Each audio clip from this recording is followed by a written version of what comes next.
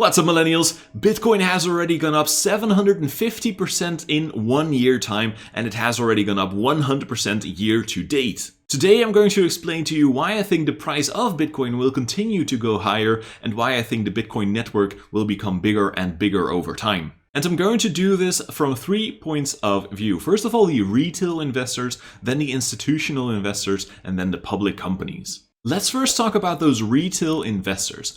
First of all, let's talk about the network effect that these retail investors are creating, because I believe that the more people that use a certain network, the more useful the network becomes, and also the more valuable it becomes over time. Think, for example, about Facebook, because the more people use Facebook, the more useful the platform Facebook becomes as well, because it becomes easier for you to grow connections on that platform.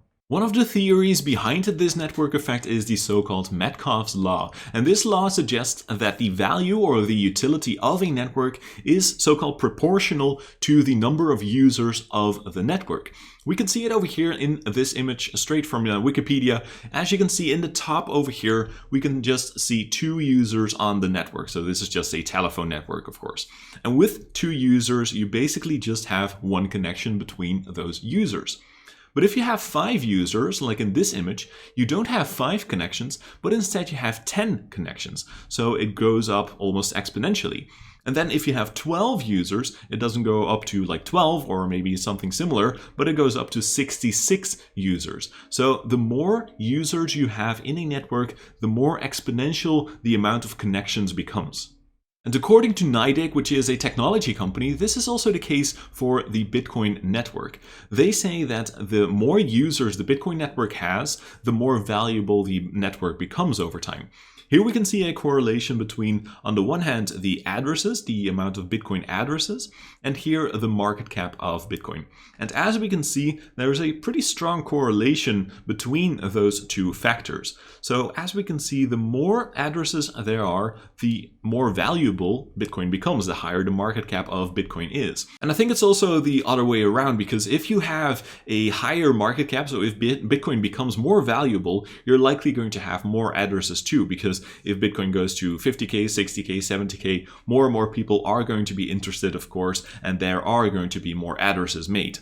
And I think this is a little bit like a virtuous cycle, if you will. If the price of Bitcoin goes up, then you're going to have more people to get Bitcoin addresses. So then the network effect is going to kick in, price is going to go up, more addresses, price goes up, etc., etc., etc. Another way to think about this network effect is that it's like a virus, actually. If you think about COVID, for example, well, there was a patient 0, and that patient, for example, if you have a reproduction number of 2, then it can affect 2 people. And those 2 people are also each going to affect 2 people on their own. And those 4 people in total are also going to affect 2 people on their own. So you're going to have a duplication of the amount of people who are infected with this virus. I think this is also the case for Facebook, for example, because if you have someone using Facebook, well, that person is likely going to tell other people to start using that as well. And then those friends or those like family members of that person, they are also going to mention Facebook to other people. And that way you create this virus, you create this network effect. And I think this is exactly the same for the Bitcoin network too, because I, for example, learned about Bitcoin from my poker buddies years ago. I was told about Bitcoin from a few friends, and well, I started with Bitcoin about 1.5 years ago. And when I started, I also told my friends about it, and now my friends are also getting into Bitcoin, and they are also mentioning Bitcoin to their friends and their family members. So in general, I think that because of Metcalfe's law, because of this network effect, because of this like virus effect, you're going to have a larger network over time, more retail investors getting into Bitcoin. Then the second point of view is the view from the institutions, the institutional investors. Because I think that more and more institutions are getting into Bitcoin at this very moment. Of course, everyone almost knows ARK Invest, being very bullish about Bitcoin. They have a very solid price target for it. And there are more and more hedge funds that are investing in Bitcoin, or at least thinking about it very seriously. Now, personally, I believe there are at least 3 factors for institutional investors to think seriously about Bitcoin or to actually invest in Bitcoin. 1 has already happened. 2 are likely to come, I believe, maybe this year, maybe next year, something like that. So the first reason is the simple market cap of Bitcoin. It's already above $1 trillion, and that, I believe, triggers institutions to start investing in it. Because when it was just a few hundred billions of dollars of net worth, when Bitcoin was just like $200 billion, then I believe it wasn't large enough as an asset class for institutional investors. Because it's not just an asset, it's an entire asset class. Cryptocurrencies are an entire asset class.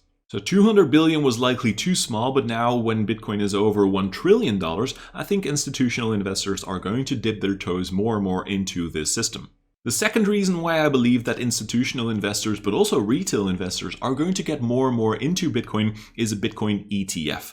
I think it's very likely that it's going to happen this year. There are already multiple applications for a Bitcoin ETF, and I think if we are going to see an ETF, then institutions, but again also retail investors, are going to have easier access to Bitcoin. And that is going to create more adoption, that's going to lead to a higher market cap, and then I believe we are again in that virtuous circle of more adoption, higher price, more adoption, higher price, etc. And the third factor, which might not happen this year, but maybe next year, we'll see about that, is regulation. Now, I think that many Bitcoin investors actually don't want regulation, but I do think personally, in my personal opinion, that it is probably good for institutional adoption. Because if Bitcoin becomes more regulated, the investors, and especially the institutional investors, are going to feel safer about getting into Bitcoin. So again, that is going to lead to more adoption over time. And you might wonder why I have this picture over here or this video on the screen. Well, potentially is going to happen this year or next year, the regulation, and it's likely going to happen because of this man on the screen right here. This is Gary Gensler. He is very likely going to be the chairman of the SEC, the Securities and Exchange Commission, and he is kind of likely to regulate Bitcoin. I was actually doing a blockchain course, and this was done by Gary Gensler. It's like a 24-hour course, pretty insane. It's, by the way, free. It's on the website of the MIT. I'm going to put that in the description if you want to check it out. But Gary Gensler knows a lot about blockchain. A lot. But it does look like he wants to go more towards the side of regulation in the world of crypto. So I do think that Gary Gensler, if he is going to be the chairman of the SEC, which is going to be very likely, I believe, then I do think he's going to regulate Bitcoin at some point too. So to sum it up, I do think that if Bitcoin stays above that $1 trillion market cap, if we are going to see a Bitcoin ETF, if we are having regulation done by this Gary Gensler, I do think we're going to see massive adoption by institutional investors, and that again is going to lead to that virtuous cycle. And then the third point of view is public companies. So there are multiple companies right now that are buying Bitcoin to put Bitcoin on their balance sheet in the end. We, of course, had MicroStrategy, which has like more than 100% of its cash in Bitcoin right now. And the thing is, because they bought Bitcoin, the stock went up a lot. And I do think that other companies saw that and now are getting interested in buying Bitcoin as well. So they buy Bitcoin. The stock is going to go up more, and that is going to lead to more and more companies buying Bitcoin in the end. Of course, we've already seen Square putting some cash into Bitcoin. Of course, we've seen Tesla putting money into Bitcoin too. I do think that MicroStrategy, the move of MicroStrategy, or of Michael Saylor, of course, was very important, but not as big as Tesla, for example, because companies like Square and Tesla, they are just massive compared to MicroStrategy. And of course, Tesla is also added to the S&P 500, so there is at least one company in the S&P 500 that is investing in Bitcoin. And I'm pretty sure that more companies are now actually buying Bitcoin already, or at least are thinking about it very seriously. According to ARK Invest, well, we also see what the effect of companies adopting Bitcoin is going to be to the price of Bitcoin. According to ARK Invest, if all the companies in the S&P 500 are going to dedicate only 1% of their cash balance into Bitcoin, then the price of Bitcoin would already go up by $40,000. And if the companies in the S&P 500 would dedicate 10% of their cash into Bitcoin, then the price would even go up to $400,000. So yes, I do think that because of companies buying Bitcoin, because of their stock going up, because of that Bitcoin buy, I do think that other companies are going to be attracted to buying Bitcoin themselves too. And I kind of view this as a tree with growing roots. What I mean is the following. It first started with retail investors, people like you and me.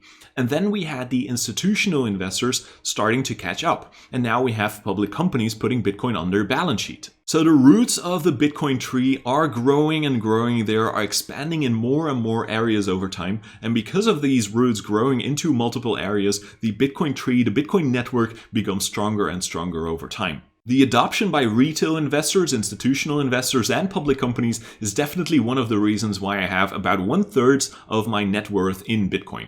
Now, these are just my thoughts, and my opinion can change over time, of course, and your opinion might be completely different too. So I'd like to know from you as well, what are your thoughts about this? Do you think that the Bitcoin network is going to continue to grow in the future, or do you have an entirely different opinion? Let me know in the comments. And with that being said, thank you very much for taking the time to watch this video, and I hope to see you in the next one. Bye bye!